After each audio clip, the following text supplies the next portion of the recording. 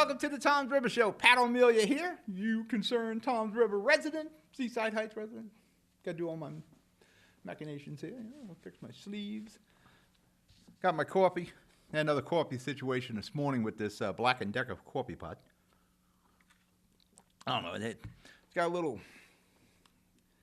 valve on it. And maybe that valve isn't opening. I think it's overflowing. I got coffee grinds everywhere. Yeah, I said last week, I got a Proctor Silux in the other studio. No matter what you do, this thing works. This high-tech, expensive coffee pot, like 25% of the time I got an issue. Remember, if you need to get in touch with me, you got some issues, you got some questions. We like questions. We're here to help you. Got our website. You'll see that on the bottom of the screen. We just re-up with GoDaddy.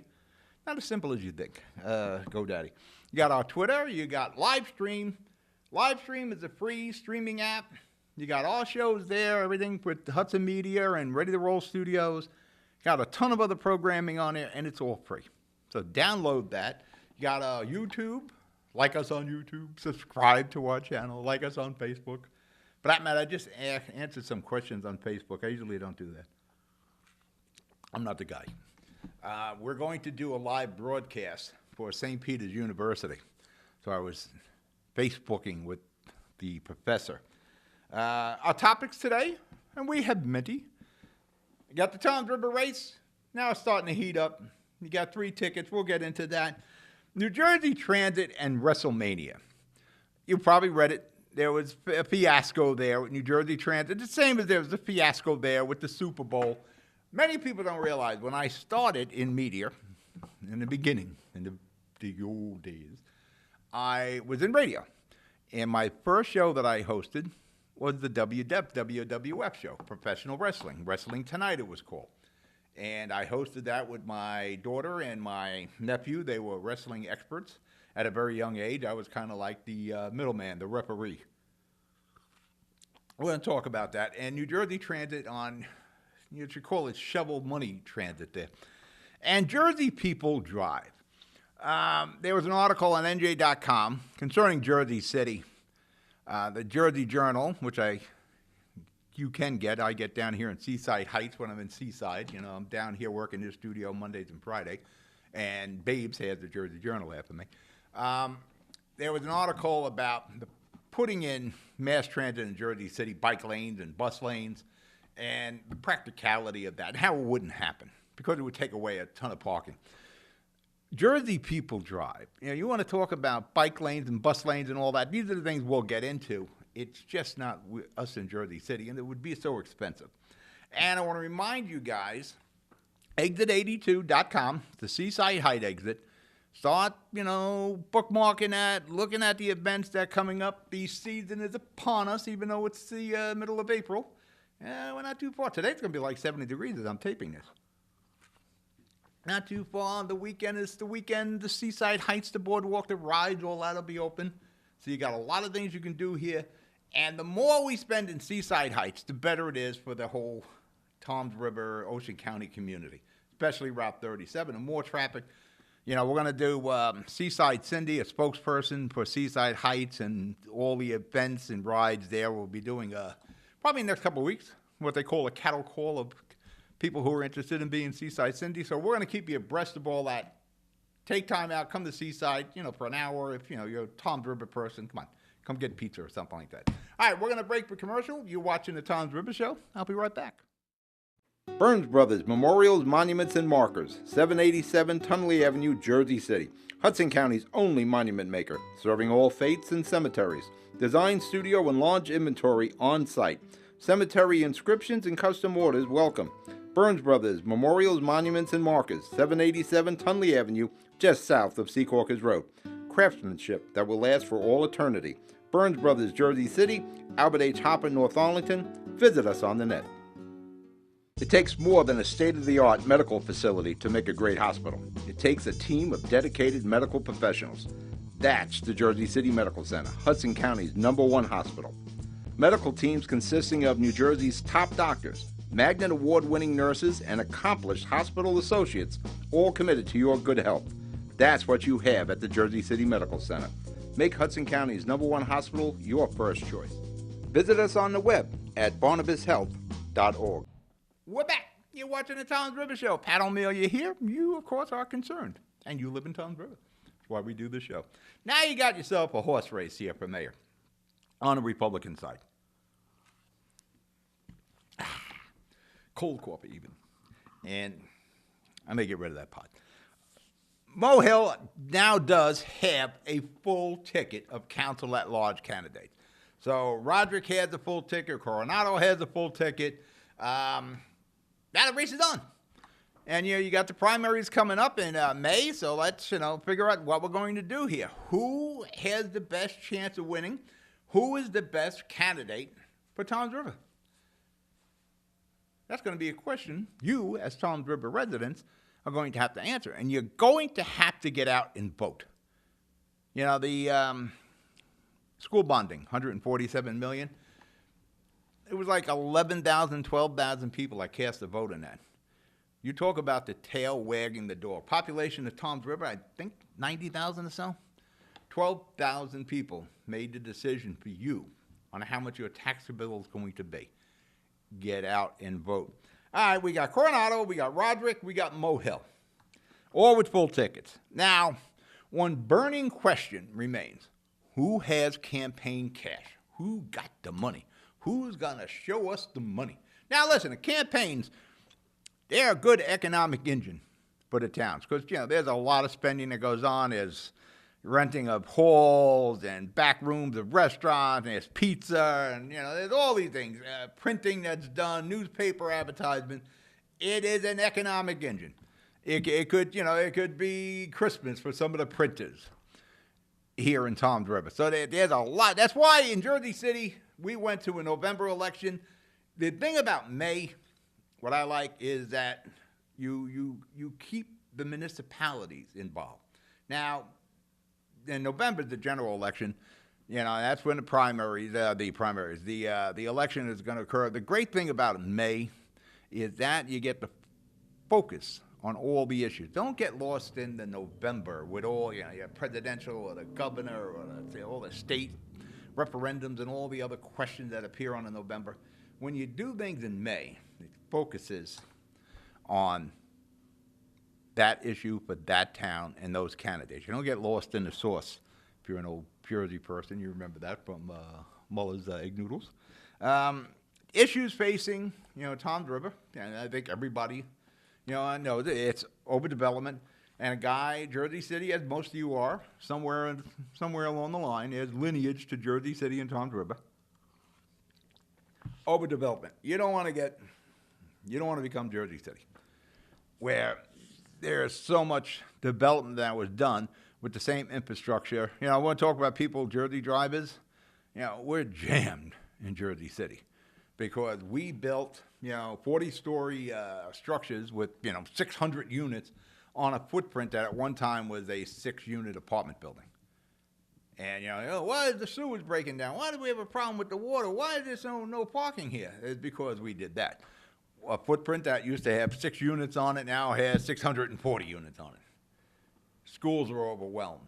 Then you give out the abatements. It's such a long story why you need smart development. And it comes down to what the town wants. How crowded do you want to be? And that becomes the whole issue. You want to be a big city? You want to stay at the town? It's all up to development. People have property rights too. You just can't discard those. But there has to be good development and planning and, your zoning. All that has to come into play. And it has to be enforced. And it has to be adhered to. There's a master plan that's done like every 10 years. But then everybody gets a variance from that master plan. So why do you waste the time doing a master plan? Now, getting back to the issues, you got development, you got taxes. You have school taxes, which are about to go up. Listen, the town needs to cut expenses.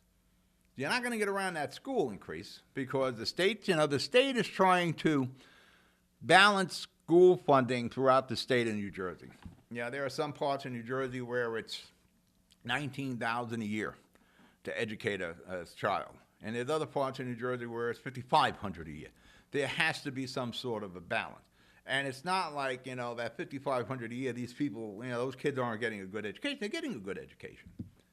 Education, there's a lot to it. It's not just the school. Everybody puts the onus on the school. It's family. My kids went to the Jersey City public school. One is a PhD today. The other has 2 degrees. They went through the same public school system. But they had a mom that made sure they went to school. I don't think those kids ever took a day off. I doubt it. They did their homework. They learned. And because of the mother and the family, I don't want to take any of the credit because that was really mom, had a family unit that made sure the kids did good in school. Then eventually when these kids got in, out of grammar school into high school, they were good students. And these kids were going to excel, and they did. Because the school was there, competent teachers, some cases great teachers. I never really met a bad teacher. You have good teachers, and you have exceptional teachers, and you had a family factor in there, and that's a big part of education. You need to cut town taxes. You got to cut the cost of operating Toms River, and there's a lot of ways to do it. Lee Iacocca once said I could cut 10% out of any budget, but there are so many options. Shared services, which we've been preaching on the Toms River show since I started hosting it, is an answer. These are the things, and promoting the business districts. Route 37, you should not have so many vacancies, but part of that comes into play with Seaside. That's the magnet. Seaside has to be successful for Toms River and Ocean County to be successful. I'm thinking about doing a live televised debate for the primary. You got 3 candidates. The Democrat side, they're going to skate. There's only the Petro guy. There's no opposition. We can do a live televised debate, all 3 of the mayoral candidates for the primary, televise it on our live stream, Comcast cable, Channel 19, Facebook, all that. I'm going to reach out for the candidates. Maybe I moderate it. Maybe we get somebody. I'd like to get somebody from local news agencies, but I've done I produced and moderated many, many, many debates. All right, we're going to break for commercial. You're watching the Toms River Show. Good Friend Self-Storage in North Bergen, New Jersey is a fully climate-controlled facility equipped with state-of-the-art security, packing supplies, a Refer a Friend program, and multiple loading docks convenient for commercial use. Located just off of Route 3 at 4301 Tunnelly Avenue, Route 1 and 9. Call 201-867-2444 or visit us on the web today. Good Friend Self-Storage. Let us be your good friend. We're back. You're watching the Toms River Show. Like I said, we can do the live primary, Republican primary debate. We can't do Democrat. There's only one candidate there. But, we've done, with Hudson Media, has done lots and lots and lots of debates, from mayoral to council. So we got the ability. We got the podiums. We got all we need to do that. We just need candidates. All right, New Jersey Transit. It's almost a weekly basis we discuss New Jersey Transit, whether on this show or on other shows, and it's never positive when you talk about New Jersey Transit. We have lost our way, transit-wise, in New Jersey. Now, New Jersey Transit itself, 20 years ago, that was the transit system everybody pointed to. Now it's the one they're pointing, but they're not using the index figure anymore. You just had WrestleMania 35. Now, as I said earlier, when I broke in, I used to host a professional wrestling radio show, call-in show. And WrestleMania, this is it. That's where all the story arches ended, new story arches began, all feuds were ended there, and new feuds would start there. That is the Super Bowl of wrestling. And they had it at MetLife, the Meadowlands, the old Giant Stadium, whatever you want to call it. And it had reported figure of 80,265 people. There was no surprise at all that WrestleMania was a sellout. Not a doubt in anyone's mind. For that matter, my mother-in-law, rest her soul, she had a ticket to go to WrestleMania, but she didn't make it. So the kids returned that ticket. For that matter, they returned their tickets also because they weren't that crazy about going to an 82,000 or whatever the attendance was. But they did all the other weekend stuff that was involved. There was never any doubt, because New Jersey Transit today is saying, well, this event ran long. No, there was never a doubt at all how long WrestleMania was going to go. And everybody knew it was going to midnight. Actually, it went to 12:30. If you got the WWE, if you have that on your streaming services, it had it scheduled to go to 1 o'clock. WFAN had a guy, Taz, doing a wrestling radio show, and I think he was coming on to do the recaps after all the sports. He was coming on around 11:30 or so. So everybody knew it was going to 12 o'clock, except for, guess who? New Jersey Transit. There were people exiting MetLife Stadium after WrestleMania who waited for like 2+ hours for a train to get to the Secaucus transfer station, the Lautenberg transfer station, which the only time there's anybody there is WrestleMania and the Super Bowl. Now, a few years back, we had the Super Bowl here, and it was a disastrous fiasco about the lack of New Jersey Transit. You know, people waited for 2-3 hours. Happened again. There were never are lessons learned by New Jersey Transit. It is astonishing how it never learned any lessons. There's no accountability there, and there was no reason at all that they didn't have trains. Now they're saying, well, we thought the event only ran until 10:30. No, it didn't. Nobody thought that. And what happened at 10:30? You got the train sitting out there. Where is everybody? Is 80,000 people in there? There's nobody on the train? Yeah, no. Anybody make a phone call? No. Now they're saying the engineers timed out. Well, there's a lot of engineering problems. There's a lot of personnel problems at New Jersey Transit. And it's amazing that there's never a lesson learned or there's any repercussions. What New Jersey does is shovel more money at New Jersey Transit. I think Murphy just came up with another $240 million. You know, we talk about the school funding and all. Yes, here's another 240. This is on top of like another $200 million. Nothing changes. There is no one held accountable for the disastrous service of New Jersey Transit. And it doesn't matter what aspect of New Jersey Transit service we're talking about. Trains, buses, light rail, it does not matter. They're all a disaster. And they're all subsidized by you to varying degrees. Now, last week I was talking about New York City ferry service, where the fare is $2.75, and it's subsidized $11 per fare on the New York City ferries. It's the same thing with New Jersey Transit. Well, we'll never get the actual number of subsidies, but it's subsidized heavily. If New Jersey Transit, they should at least have to come close to breaking even on their service. But if they can't do that because they're so poorly managed, it is astonishing. Here is an event that's advertised for a year. WrestleMania at the Meadowlands. I'm not hosting wrestling radio shows. I know this show is going to go to about midnight. Everybody who had a ticket or the WWE or bought the pay-per-view knew what time this was going to, except for New Jersey Transit. It's astonishing how awful New Jersey Transit is. And our only solution to it is to shovel more money at it. No matter what aspect, they're absolutely awful. It gave raise, New Jersey Transit, in my opinion, to Uber. You look at Uber and Lyft and the taxi industry, the yellow cabs, the medallion cabs.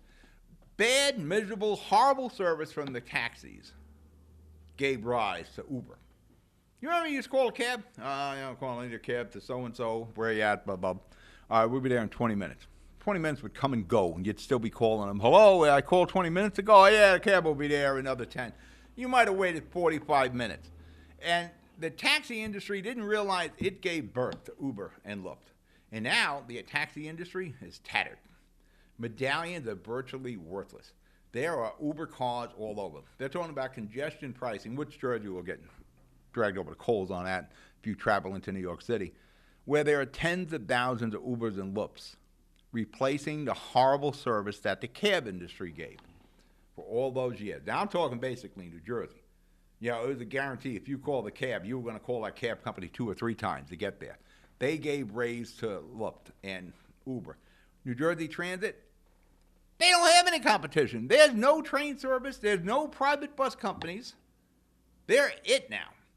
And they know it. And there's no holding of accountability. Nobody gets terminated. But, if there was it needs to be run like a business, like a private business, where schedules and commuter respect and ridership respect is needed. That you don't see here. There can't be, because of tracks and buses and the expense, an Uber of buses or Uber of trains. Sadly, there isn't. All right, we're going to break for commercial. You're watching the Toms River Show. We'll be right back. Rama Jewelers, located in the Lyndhurst Shopping Center at 413 Valley Brook Avenue, Lyndhurst. Come for all your jeweler needs at Rama Jewelers, where you will find a fine selection of necklaces, earrings, rings, and bracelets. Choose from one of our complete sets, our many signature items, or find the perfect engagement ring. Come on down. That's Rama Jewelers at 413 Valley Brook Ave, Lyndhurst. Call 201-939-5784 or visit us online today. Newport, the luxury waterfront community on the Hudson River, offers the quality of life you deserve in 10 high-rise rental towers with amenities such as the on-site Newport Path subway, light rail and ferry service, Newport Town Square, 3 playgrounds, dog run, upscale restaurants, retail giants like Sears, JCPenney, Macy's, and Target. Morton Williams Supermarket is just outside your front door. A health and fitness club, spa, skating rink, and medical facilities are also on site. NewportNJ.com. Enjoy the New York skyline from Newport Town Square. Manhattan is just one path stop away or quick ride through the Holland Tunnel. Nursery and private elementary schools all on site. 12-screen movie theater at the Newport Center Mall. Want to visit Newport? Stay at the Westin or Marriott Hotel. Go to NewportNJ.com for details.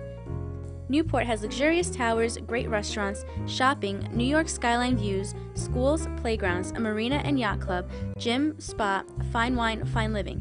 It's incredible. It's you. NewportNJ.com. Newport, live like you want. We're back. You're watching the Toms River Show. Pat O'Meal, you're here. You, a concerned Toms River resident. Yeah, it's a shame there's no Uber that's going to rise up to at least give New Jersey Transit a run for their money. There's nothing there. Yeah, in Jersey City, I was talking about an NJ.com and a letter to the Jersey Journal earlier about, bike lanes and all. It's not practical to have bike lanes and car and bus lanes, but people would like to see that. But, the problem is New Jersey Transit would be running that, and that doesn't make sense because they're awful. We can't expand New Jersey Transit. So we need to consolidate it in many cases because a lot of the routes they run are, it doesn't matter. Money means nothing to Jersey Transit. I was going to say many of the routes they run on money losers, they swim in red ink. Your red ink. You keep funding it. Like I was saying earlier in the beginning, Jersey people drive. When we like to drive, we all have cars, and it's amazing how the bike people in particular, less than 10,000 people in the entire state of New Jersey bike to work. It's something like 1% of the population. New York City, where there's a bunch of bike lanes, and I'm surprised people aren't hit every day on bikes in New York. Less than 3% use a bike every day in New York City, but yet they have all these bike lanes. And there's always the talk about replicating that in New Jersey. There's always talk about transit options other than the car. Well, you see the state of our transit now? You want to have more of that? Because it's New Jersey Transit, private industry can't get into the transit business because of how heavily subsidized New Jersey Transit is. New Jersey Transit can pay for anything that they're insured by the state. Some guy, a private bus concern. We just had another one that closed up on Merritt Street in Jersey City. Used to run from Merritt Street by Curry Woods down to Newport. Closed. Can't make any money. Nobody's getting out of the bus business because they're making too much money or there's too many riders. They're not making money. Ridership is low. You got so many options now. You got Lyft, you got light rail, you got Uber, you got cars, and some people bikes. But there's always talk about the transit options, and it's usually the anti-car people. Cars aren't the same as they were. It's not like my '64 Dodge. Where, pollution? Yeah, it's a polluting car. These cars run pretty clean. Same thing with tractor trailers now. They're big rigs. They're not like they were 20 years ago. They're not, spouting pollutants as they used to. Are they clean? They're not electric, but, they're a lot cleaner than they used to. There are people talk about, we need bike lanes, and we need dedicated bus lanes. And, of course, the bus lanes would have to take away street parking, because you're not going to take away, many streets in our towns, how many have 2 lanes wide in each direction? Most are one lane in each direction, or one-way street. So if you were going to put in a dedicated bus line, you would have to take out side parking, on-street parking. That's never going to happen. But people spout this off, and politicians get it. Oh, it'd be great. We should look into it and spend a few $100,000 studying it. I'll give you the study. First off, we can't look at any transit options when New Jersey Transit is the end solution. I shouldn't even say solution. They would be the operator. We shouldn't use the word solution with New Jersey Transit. And these things are never going to happen. Like bike lanes, a lot of the streets, again, I'm a Jersey City guy, but Toms River, old city also, you have a lot of narrow streets that can't afford to give up any space for bike lanes. And the thing is, to do this, even in some utopia world, for us to have these dedicated lands and expanding the light rail and dedicated bike lanes and dedicated bus lanes, it would cost billions of dollars. Billions of dollars that you would have to pay for the bonds and, again, the subsidies. As I tell you, these people ask for more buses. We want more buses. We need dedicated bus lanes. If they had to pay what it costs to take a bus or a train ride, believe me, they would be thinking of other options. If they're paying $2.75 for a bus ride, if they had to pay what it actually costs, maybe like $9 to $10, yeah, they would be talking. And the amazing thing is, a lot of people don't care. They don't care how much tax they get. It's a different society and culture than the one I grew up in. You talked about tax increases. They were outside City Hall with the pitchforks. That's not the case anymore. And no town could afford to give up street parking. And cars are the best alternate. Jersey people like to drive cars. Why? Well, we don't like waiting online for a bus. We don't like riding with some of the people on the buses. Buses stink. The loose parking for bike lanes never happened. Does anybody see a ton of bikes in the morning or in the afternoon, rush hour? No, you don't. Because it's not a practical mode of transportation. And the buses they're losing practicality because they are so subsidized by your tax dollars.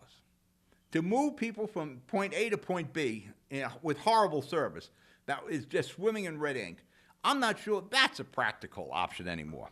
You take bikes and people talk about, well, we got to do more bikes. Bikes is not a practical transportation. You're not riding a bike in the rain. You're not riding a bike in the snow. You're not riding in the ice. You're not riding in the cold. You're not riding in the heat, or you'll stink. Then you got to worry about parking your bike somewhere and securing your bike somewhere.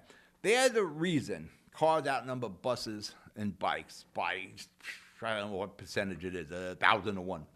You want to go to movies? You want a movie night? You're not taking bikes. Food order? You're not taking bikes. Going to Home Depot? You're not taking a bike. Going out for dinner with your girl? Not taking a bike. Date night? You're not doing that on bikes. Take a trip to the shore? You're not doing that on a bike.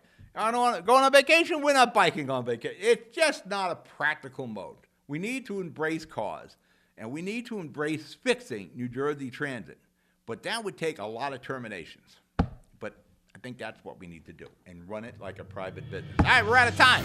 You be good. You be safe. I'll talk to you next week. Good night.